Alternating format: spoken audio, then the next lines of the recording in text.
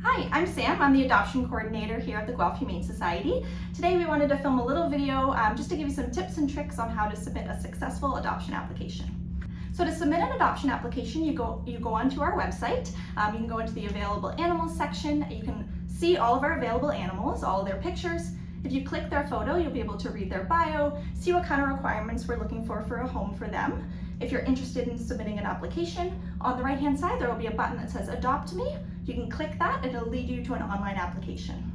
So currently we do accept multiple applications for each animal, which means that we may receive multiple really strong applications, but unfortunately there is only one animal. So we wanted to give you some tips on how to best set yourself up for success. The biggest thing that I can say when submitting an application is just to provide as much detail as possible. So giving really thorough answers for every single question just gives us as much information about your home, what you're looking for, and gives us a better idea of how to successfully match you up with an animal. So as I said, because we can accept multiple applications, it doesn't necessarily mean that if you're not picked, your application was poor.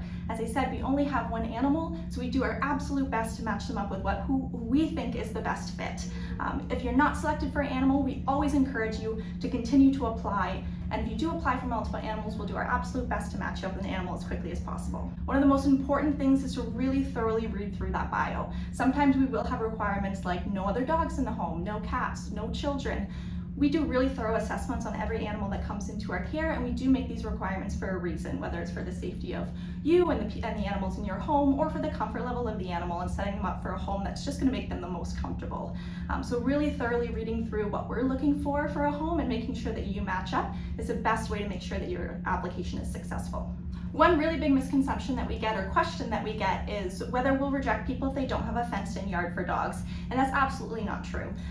We do not require a fenced-in yard to adopt a dog from us. There will be some cases, and it is, again, case by case depending on the dog, where we do want a fenced-in yard, but again, that will be based on the dog and what we think is best for them. So say they're dog reactive, and having a space where they don't have to interact with dogs on walks is going to be best for them, but in general, we do not require a fenced-in yard to adopt a dog. Another one is whether you can adopt a dog if you live in an apartment. Again, this is really going to be based on the animal.